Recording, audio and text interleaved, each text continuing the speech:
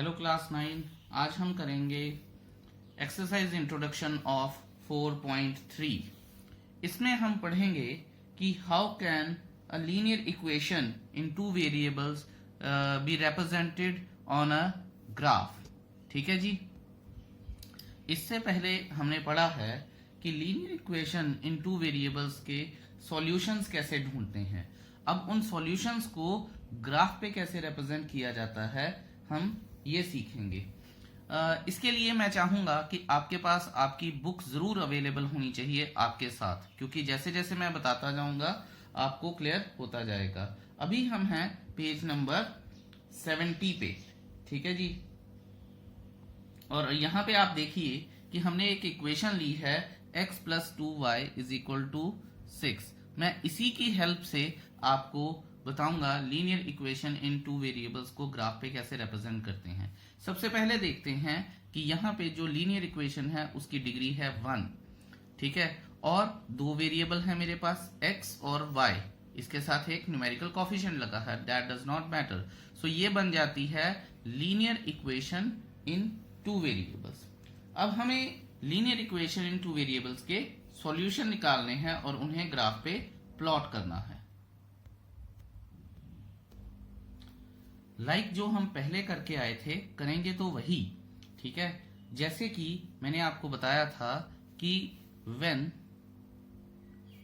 x is equal to 0, अगर x 0 है तो फिर क्या है 0 plus 2y is equal to 6 और y is equal to 6/2 is equal to 3। और अगर मैं एक बॉक्स ड्रॉ करता हूं, देखिए ये अगर मैं एक बॉक्स ड्रॉ करता हूं तो मेरे पास ये चीज आ जाएगी और यहाँ पे x है और ये y है। अगर x 0 है तो y क्या है 3। अब देख लेते हैं और दूसरा कर लेते हैं when y is equal to 0। मैंने पहले भी बताया था कि सबसे इजी सॉल्यूशन यही होते हैं अगर हमारे सॉल्व होके आ जाएं तो देखते हैं x plus 2 into 0 is equal to 6, तो ये पूरा 0 बन गया और x इज इक्वल टू 6। तो यहाँ पे हम देखते हैं कि when y is equal to 0 x is equal to 6। अब हमें इसको प्लॉट करना है ग्राफ पे। Let's see. चलिए जी, स्वागत है आपका अगले पेज पर।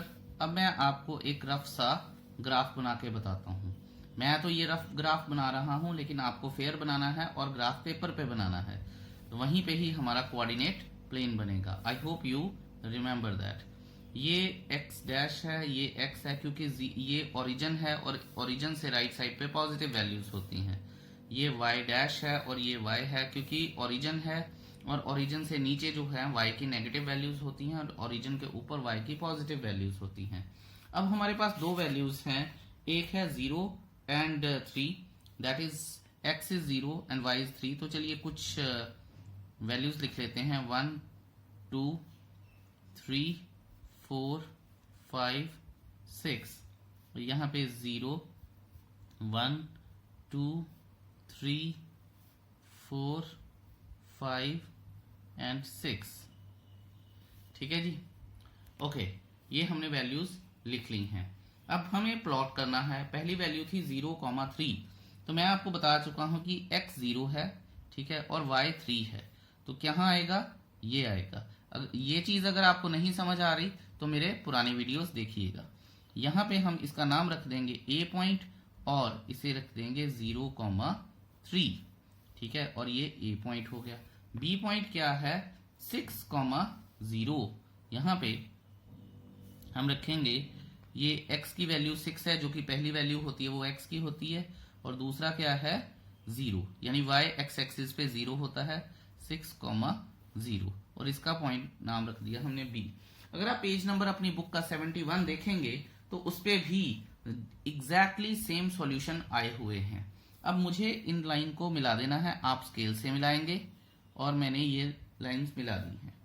अगर आप ये देखेंगे कि बुक में हमारे पास कुछ सॉल्यूशंस दिए गए हैं, जैसे 2,2 3,3 सॉरी 0,3 4,1 एटसेट्रा। ये सॉल्यूशंस क्या सिग्निफाई करते हैं? देखिए, इस ग्राफ से हम बहुत सारी चीजें सीख सकते हैं। तो पहली जो चीज हम सीख सकते हैं वो ये है कि जो वैल्यूज आ रही हैं इस लाइन पे, ठीक है, जो कि हमने सॉल्यूशंस को मिला के बनाया था, वो सारी की सारी वैल्यूज जो हैं वो लीनियर इक्वेशन को सेटिस्फाई करेंगी। मैं अभी बताऊंगा। दूसरी बात, जो लीनियर इक्वेशन का ग्राफ होता है that always is a straight line. आप यहां से ये समझ भी सकते हैं कि उन्होंने बोला है लीनियर इक्वेशन। लीनियर इक्वेशन का मतलब ही क्या है? लीनियर इक्वेशन का मतलब है कि एक लाइन को रिप्रेजेंट करने वाली इक्वेशन, और लाइन कहां पे होगी? वो ग्राफ पे होगी। I hope that's clear to you. So यहां से हमें यह पता चलता है कि हम कोई भी लीनियर इक्वेशन ले लें, उसका जो ग्राफ बनेगा वो एक स्ट्रेट लाइन बनेगी। देखिए, सेम स्ट्रेट लाइन नहीं बनेगी, हर ग्राफ की स्ट्रेट लाइन अलग होती है। मैं इसे थोड़ा सा डार्क कर देता हूं ताकि आपको पता चल जाए। ये देखिए, ठीक है, तो ये तो मैंने तो पेन से डार्क किया है, आप जब पेंसिल से बनाएंगे वो ऑलरेडी डार्क होगा। और कोशिश कीजिएगा कि आप दोबारा से उसको ओवरराइट ना कीजिए। ग्राफ जितना सुंदर बनेगा, जितना क्लीन बनेगा, उतना ही अच्छा है हमारे लिए। अच्छा, और एक सॉल्यूशन, इससे एक और रिजल्ट निकल के आता है कि इसके ऊपर, जैसे मैंने बताया है कि कहीं भी चले जाएं हम, ऊपर से लेके नीचे तक कहीं भी चले जाएं, जितने भी पॉइंट इस स्ट्रेट लाइन पे आएंगे वो सारे के सारे इस इक्वेशन को सेटिस्फाई करेंगे। जैसे कि हमारे पास जो इक्वेशन है वो है x plus 2y is equal to 6। देखिए, मैं वो वाले सॉल्यूशन आपको बताता हूं जो मैंने नहीं सॉल्व किए। So x plus 2y is equal to 6 है। अगर x plus 2y is equal to 6 है तो यहां पे मैंने एक ग्राफ से एक सॉल्यूशन लेके आया हूं 2,2, और ये इस लाइन पे फॉल करता है। क्या देखते हैं कि क्या ये इसका सॉल्यूशन है या नहीं है। लेफ्ट हैंड साइड x की वैल्यू 2 है और y की वैल्यू भी 2 है। बॉड मास लगाएंगे हम तो क्या आ जाएगा? 2 प्लस 4 इज इक्वल टू 6। इसका मतलब क्या है? इसका मतलब यही है कि हमें ये जो चीज है हमारे पास, ये सॉल्यूशन आ गया है क्योंकि ये राइट हैंड साइड के इक्वल है। Therefore 2,2 is also the solution.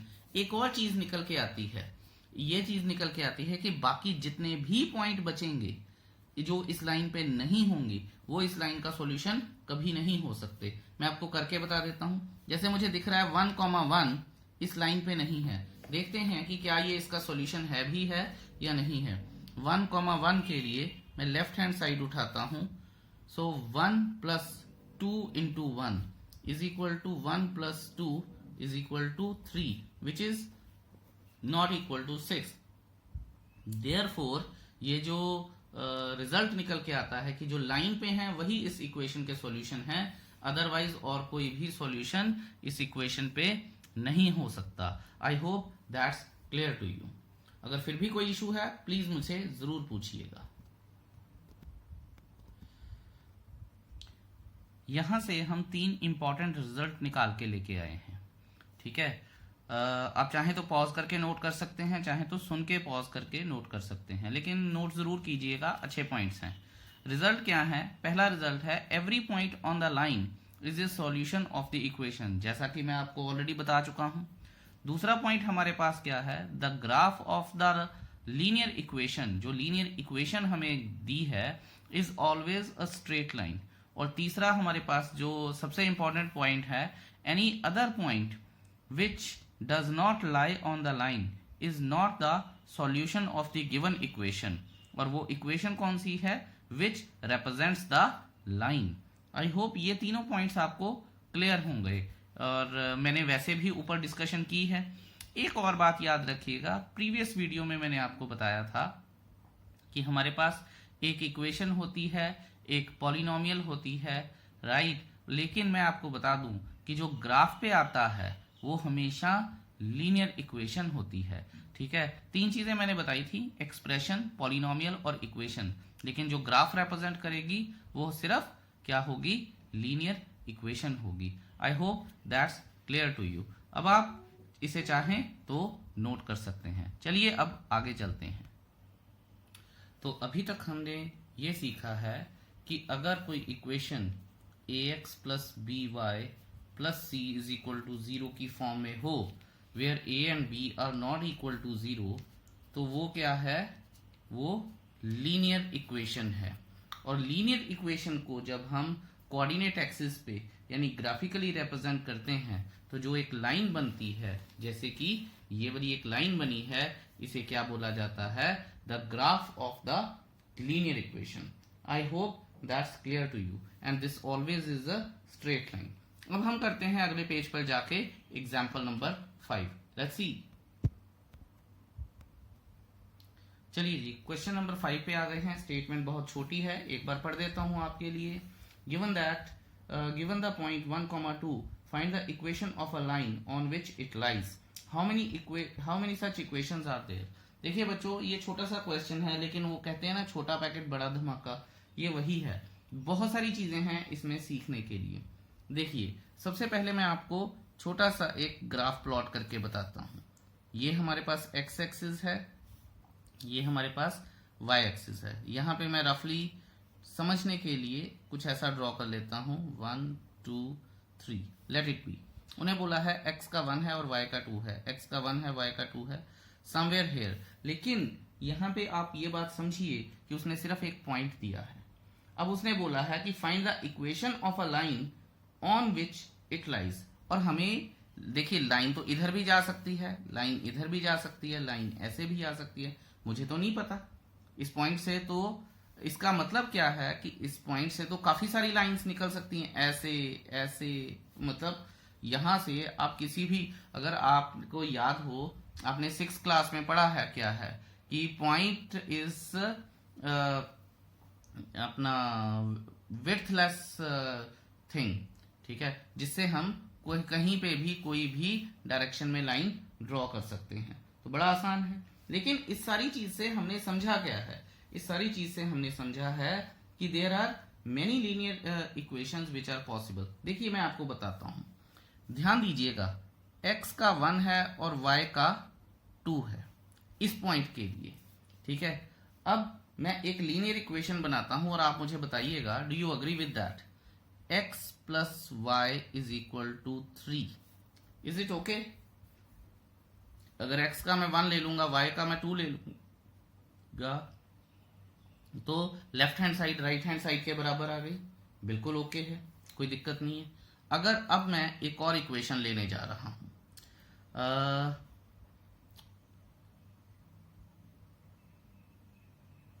-x plus y is equal to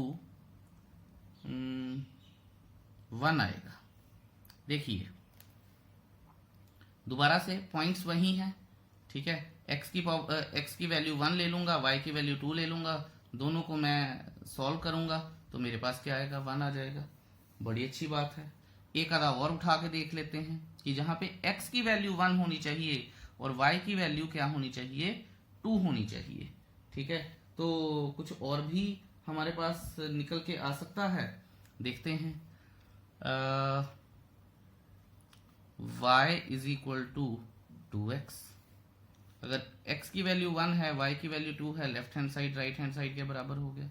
एक और देख लेते हैं, y upon x is equal to 2, ये भी सेम है।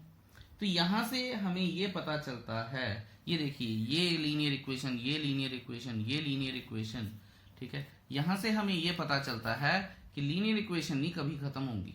और अगर लीनियर इक्वेशंस नहीं कभी खत्म होंगी तो इसका मतलब क्या है कि there are infinitely many linear equations which are satisfied by the coordinates of the points, ठीक है। उन्होंने लीनियर इक्वेशंस ढूंढने के लिए बोला था पहले, तो मैंने बोल दिया। अब मुझे यहां पे क्या लिखना है, therefore there are infinitely many linear equations which satisfy 1,2 coordinates. I hope that's clear to you. आसान है, समझिएगा इसे। नहीं आएगा तो मेरे पास जरूर आइएगा। अब हम करते हैं एग्जाम्पल नंबर 6। अपनी अपनी बुक में पढ़ लीजिए, पेज नंबर 72 पे है और बड़ा ही आसान है। जैसी मैंने ये एग्जाम्पल की है या पहले जो मैंने एग्जाम्पल लेके किया था वही है कि आप ये देखिए कि करना कुछ नहीं है इसमें, because it's too easy right now. Example number 6 जो है, हमें इक्वेशन दे दी गई है x plus y is equal to 7 और मैं अभी बता के आया हूं कि लीनियर इक्वेशन के इनफाइनाइटली मैनी सॉल्यूशंस होते हैं। मैक्सिमम लीनियर इक्वेशन, कोई एक्सेप्शंस हैं वो हम आगे कर लेंगे वैसे, लेकिन एज सच एक्सेप्शंस आती नहीं है हमारे लेवल पे, तो बिल्कुल ही नहीं आएंगी। तो आप ये देखिए कि x plus y is equal to 7 और मैंने ये पढ़ा है कि लीनियर इक्वेशन के इनफाइनाइटली मैनी सॉल्यूशंस होते हैं। और दूसरी बात, मैं ज्योमेट्री में ये भी पढ़ के आया हूं कि एक लाइन ड्रॉ करने के लिए I should have at least 2 points. तो मुझे 2 पॉइंट्स ढूंढने हैं। मैं डिब्बा बना लेता हूं, यहाँ पे मैं डिब्बा बना लूंगा और यहाँ पे x और y की वैल्यू ढूंढ लूंगा। अगर x 0 है तो y कितना है 7, अगर y 0 है तो x कितना है 7। और मैं आपको बताऊं कि ये सबसे ज्यादा आसान पॉइंट्स होते हैं ढूंढने के लिए, अगर हमारे पास ये इजीली सॉल्व हो सकते हो तो। अब आप ये देखिए, ये 1 2 3 4 रफ बना रहा हूं मैं, ठीक है। 5 6 7 आपने रफ नहीं बनाने हैं, मैं बार बार बोल रहा हूं। 1 2 3 4 5 6 एंड 7। ये देखिए, एक पॉइंट था 0,7 और एक पॉइंट था 7,0। इन दोनों को मैं मिला लेता हूं, ठीक है, बन गया ग्राफ। और एक और बात आप लिखनी मत भूलिएगा, हमेशा जो ग्राफ होता है लीनियर इक्वेशन का, ठीक है, जो कि लाइन बनती है हमारे पास, उस पे हमें कोऑर्डिनेट्स भी लिखने चाहिए और उस पे हमें उसकी इक्वेशन भी लिखनी चाहिए। देखिए कितना आसान है, लेकिन स्टोरी यहाँ पे एंड नहीं होती है। अब ये तो हमने सारा कुछ कर लिया, ठीक है। अब हमें पता भी चल गया कि सारे लीनियर इक्वेशन के जो ग्राफ बनता है वो स्ट्रेट लाइन होती है, इनफाइनाइटली मैनी सॉल्यूशंस हैं, जो इस लाइन पे पॉइंट लाई नहीं करते हैं वो इसके सॉल्यूशन नहीं हो सकते हैं। लेकिन अब हम करेंगे एग्जाम्पल नंबर 7, जो कि बहुत ही ज्यादा इंपॉर्टेंट एग्जाम्पल है। फिजिक्स के रूल्स लगते हैं। इस एग्जाम्पल को करवाने से पहले मैं अलग से डिस्कशन भी करूंगा आपके साथ और इस एग्जाम्पल को करवाऊंगा। Let's see. देखिए, अब हम करते हैं एक concept y is equal to kx। ध्यान दीजिएगा, इसमें y एक क्वांटिटी होती है, x एक क्वांटिटी होती है और x जो होता है वो प्रोपोर्शनेट वैल्यू होती है। मैं ये मान के चलता हूं कि आपको कुछ नहीं समझ में आया। हमने 8th क्लास में डायरेक्ट एंड इनवर्स प्रोपोर्शन किए थे एक चैप्टर, ठीक है। देखिए, इसका मतलब होता है y is directly proportionate to x। Directly proportionate to x का क्या मतलब है? whatever the change in x, it will have same proportionate change in y। इसका मतलब क्या है? अगर आप ये देखिए कि आपको ये इक्वेशन दिख रही है, अगर मैं यहां से क्योंकि सारी कहानी k के अराउंड ही है। k क्या है? k कांस्टेंट होता है, लेकिन वो कांस्टेंट है क्या? तो आप देखिए, change in y upon change in x, इसका ये मतलब है। अब वो मतलब क्या है वो मैं आपको अभी बताता हूं। अब यही चीज आपको समझाने के लिए मैंने एक छोटा सा क्वेश्चन लिखा है अपनी तरफ से। उन्होंने हमें मेंशन किया है y is directly proportionate to x। अगर y directly proportionate to x है, इसका मतलब क्या है? y is equal to kx, ठीक है जी। फिर उन्होंने बोला है if y is equal to 100 then x is equal to 25। ये हमें मेंशन कर दिया है। आप इसके साथ कोऑर्डिनेट प्लेन भी विजुअलाइज करते जाइएगा, फिर भी आगे हम जब एग्जाम्पल 7 करेंगे तो मैं आपको अच्छे से बताऊंगा। अब उन्होंने उसके बाद बोला है find the value of x when y is equal to 50। तो यहां से सबसे पहले मेरा मतलब क्या है? मुझे k निकालना है। y is equal to kx होता है। फिर उन्होंने बोला है कि y जब 100 है तो k हमें पता नहीं है, लेकिन x जो है वो 25 है। तो k यहां से क्या आ गया, 100 अपॉन ये 25 नीचे चला जाएगा तो 4 आ जाएगा। सो k की वैल्यू क्या आ गई, 4 आ गई। चलिए नेक्स्ट पेज पर चलते हैं। अब हमसे नेक्स्ट क्वेश्चन क्या पूछा गया था कि जब y 50 है तो आप k की वैल्यू, k कह रहा हूं मैं, x की वैल्यू बताइए। ठीक है, तो दोबारा से y is equal to k x है। अच्छा जी, अब हमारे पास जो वैल्यूज आ चुकी हैं, k की वैल्यू आई थी 4, x की वैल्यू मुझे पता नहीं है और मुझे y की वैल्यू 50 दी गई है, राइट। अब मुझे x की वैल्यू निकालनी है। x की वैल्यू क्या आएगी, 50 अपॉन 4 इज इक्वल टू 12.5। अब आप ये देखिए कि अगर x में y में क्या चेंज हुआ, y बन गया है 100 का हाफ, 50 हो गया ना। इसी तरह से x में क्या चेंज है, x पहले कितना था हमारे पास 25 था x, और अब देखिए उसका हाफ बन गया तो 12.5 आ गया। इसका मतलब है डायरेक्टली प्रोपोर्शनेट का मतलब होता है कि क्या चेंज होगा। और ये जो 4 बताता है हमें, ये एक ऐसा कांस्टेंट है जो हमें ये बताता है कि ये और कोई चेंज नहीं हो रहा। कांस्टेंट का मतलब ही क्या है, there is no other change in the equation. I hope that's clear to you. अब आप एग्जाम्पल 7 की स्टेटमेंट बड़े ध्यान से पढ़ लीजिए और इस वीडियो को पॉज कीजिए और बड़े ध्यान से इसकी स्टेटमेंट पढ़ लीजिए और उसके बाद ही सुनिएगा कि क्या है। चलिए, टिक टिक टिक टिक टिक टिक, आई मीन ये मैंने अज्यूम किया है कि आपने पढ़ लिया है। और अब हम बात करते हैं एग्जाम्पल 7 की। ध्यान से देखिएगा। You know that the force applied on a body is directly proportionate to acceleration. ठीक है, तो इसका मतलब क्या है कि डायरेक्टली प्रोपोर्शनेट टू एक्सलरेशन है, तो y is equal to k x की बात हो रही है। अब हम ये देख लेते हैं कि y क्या है। y इज डायरेक्टली प्रोपोर्शनेट है, तो लेट, यहां मैं लिख लेता हूं, let force applied on a body be y units is equal to y units. ठीक है, ध्यान दीजिएगा। उसके बाद अब मैं अज्यूम करता हूं कि लेट, क्योंकि हमें क्वेश्चन में बोला है force is directly proportionate to the acceleration, तो एक्सलरेशन अब क्या हो जाएगी, acceleration of the body is equal to x units. बात यहीं पे घूम के आ गई है।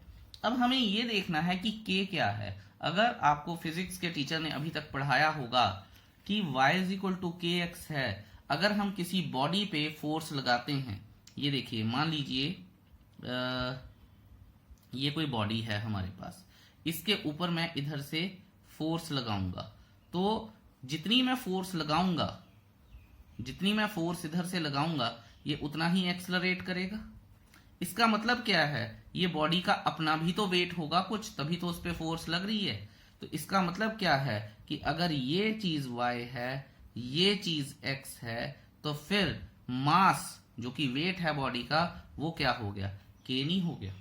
तो इसी चीज को आपको ध्यान देना है। अब आप ये देखिए कि आप फोर्स लगाएंगे, बॉडी का वेट थोड़ी चेंज हो जाएगा, बॉडी का वेट तो कभी भी नहीं चेंज होगा।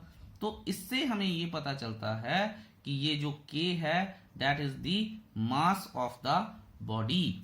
ठीक है, सो यहां से हम ये लिख सकते हैं, therefore the given equation is y is equal to kx, where k is the mass of body. I hope you must have got it. ठीक है, तो अब आप ये देखिए कि k नहीं चेंज होगा, k कभी भी नहीं चेंज होगा। और इस क्वेश्चन में उन्होंने हमें आगे जो स्टेटमेंट बोली है, उन्होंने बोला है कि you know that force applied on a body is directly proportional to the acceleration produced in the body. Of course write an equation to express this situation and plot graph on the equation. कोई भी हमें information नहीं दी गई है, कोई बात नहीं है, ये इक्वेशन तो मैंने लिख ही दी है, ठीक है। This is the equation and this is the answer, ठीक है। अब आप ध्यान दीजिएगा कि यहां हम लिखेंगे since we do not have any value of k, और के की वैल्यू के बना ये इक्वेशन चाहे के 1 है 2 है 3, 0 तो हो नहीं सकता, 1 2 3 कुछ कर लो पर के होना चाहिए, ठीक है। Since we don't have any value of k, ठीक है, to plot the graph of y is equal to kx, therefore let k is equal to 3, ठीक है। हम k को 3 मान लेते हैं। so now the equation is, देखिए मैं दोबारा बता रहा हूं, अगर क्वेश्चन में k होता तो हमें आइडेंटिफाई करना था, क्वेश्चन में अगर k नहीं है तो now the equation is y is equal to 3x k की जगह पे, ठीक है। I hope you know this now. अब हमें क्या करना है, अब हमें सिंपल ग्राफ प्लॉट करना है, ठीक है, कम से कम 2 वैल्यूज। अब आप ये देखिए, मैं डिब्बा बना लूंगा और उसमें कम से कम 2 वैल्यूज लगाऊंगा। अच्छा, एक और बात आपको इंपॉर्टेंट बताता हूं, बड़ी अच्छी बात है, ध्यान रखिएगा। अगर हमारे पास कोई इक्वेशन, कभी भी इक्वेशन इस फॉर्म में आ जाए, y is equal to k x की फॉर्म में आ जाए, तो याद रखिएगा the graph of this equation, the graph of y is equal to k x, ठीक है, will definitely pass through the origin.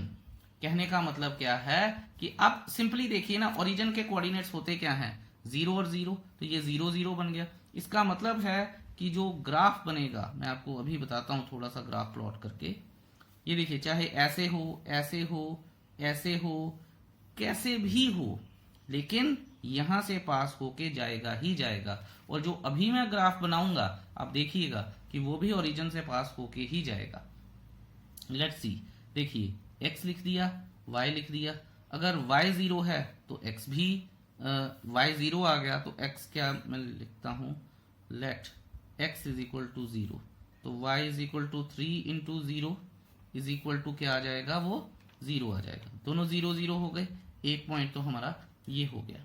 अगर let x is equal to 1, तो y कितना हो गया, 3 हो गया, तो एक पॉइंट हमारे पास क्या आ गया, ये वाला आ गया। सो अब आप ये देखिए कि यहाँ पे 1, यहाँ पे 2, यहाँ पे 3, ये x है, ये x डैश है, ये y है, ये y डैश है, तो यहाँ पे 1, यहाँ पे 2, यहाँ पे 3, यहाँ से मैं प्लॉट करता हूँ, अगर x 1 है तो y 3 है, सो x 1 ये गया इधर, y 3 ये गया इधर, तो यहाँ से मैं इसको मिला लूंगा, ठीक है, और ये इक्वेशन क्या मेरी बन गई, y is equal to 3x, ठीक है, और ये कोऑर्डिनेट क्या है 1, 3, तो ये हमारे पास क्या आ गया है, ये जो भी इसने हमें एग्जाम्पल नंबर 7 में सिचुएशन दी थी, ये उसका ग्राफ है। पर याद रखिएगा उसका ग्राफ कब है, जब k इज इक्वल टू 3 है। अगर k चेंज होगा तो ग्राफ भी चेंज होगा। तो याद रखेंगे हम, जैसे ही y is equal to kx है तो एवरीथिंग डिपेंड्स ऑन k, जैसे ही k की वैल्यू चेंज होगी हमारा ग्राफ भी यानी लाइन जो बनाएंगे हम वो भी चेंज हो जाएगी। This is a very very important concept बच्चों, प्लीज ध्यान रखिएगा, और अगर आपको फिर भी नहीं समझ में आया मुझसे जरूर पूछिएगा। अब करते हैं हम एग्जाम्पल नंबर 8 नेक्स्ट पेज पे, चलिए चलते हैं।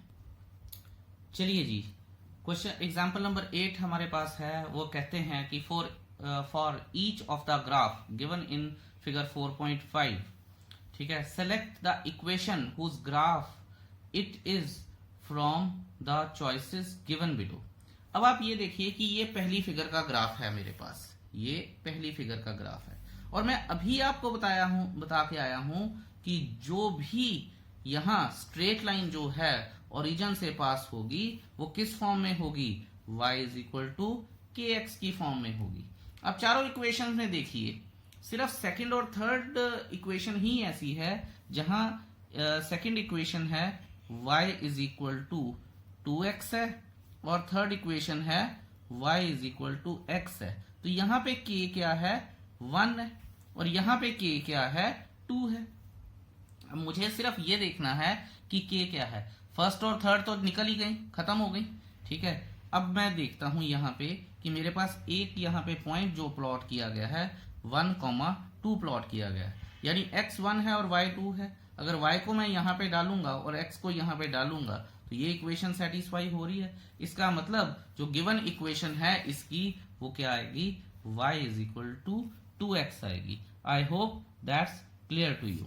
अब मैं आगे अगला ग्राफ प्लॉट करता हूं and then I will come back to you.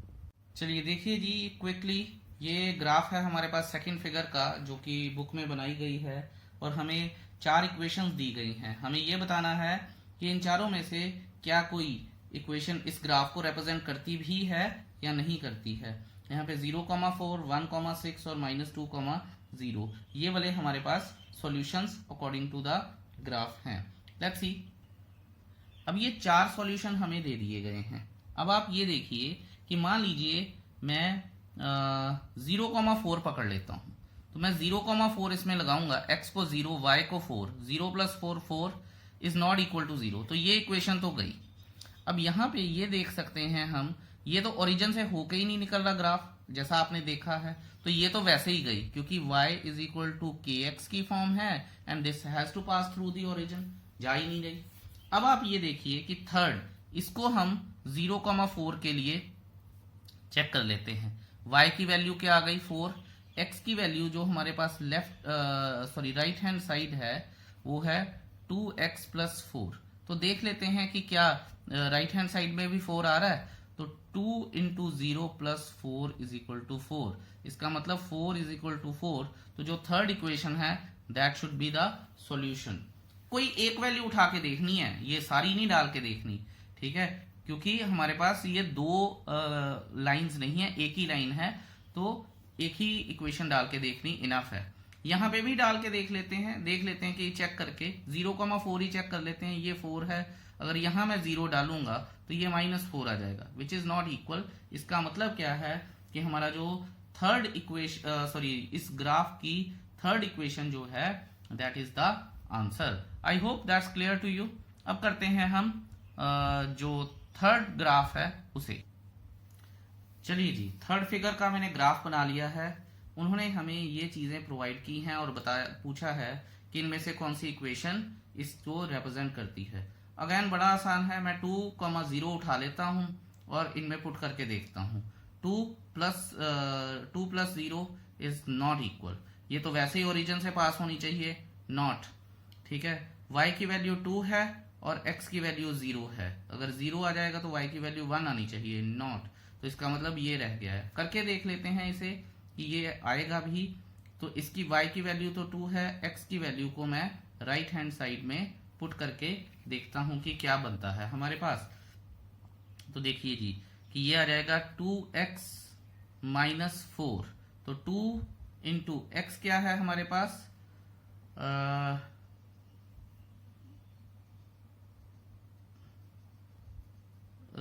2 × 2 -4 और ओहो आई एम सो सॉरी, यहाँ पे y जो है वो 0 है। मैं 2,0 को कंसिडर कर रहा हूँ, तो y जो है वो 0 है।